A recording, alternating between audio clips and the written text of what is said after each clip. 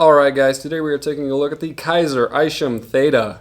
This is an interesting knife. It's part of Elijah Isham's design lineup, and you can definitely see there are some obvious styling cues from his design language, if you will. Overall length is 7 3/8 of an inch. Blade length is 3 1/8 of an inch. It is S35 VN steel.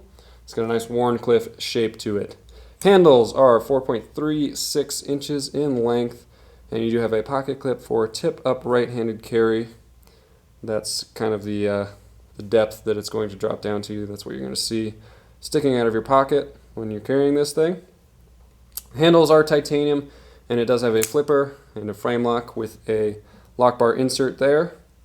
And it does have this finger hole opener that you can either spidey flick open or use your thumb to open it, and that works pretty well. And the overall weight on this guy is 3.9 ounces. And here's your tactical clothespin for size comparison. You can see that, you know, it's just a little bit longer than your tactical clothespin. So guys, there you go, have it. This is the Kizer Isham Theta. Wow, say that 10 times fast. All right, guys, there you go. Buy it at bladehq.com.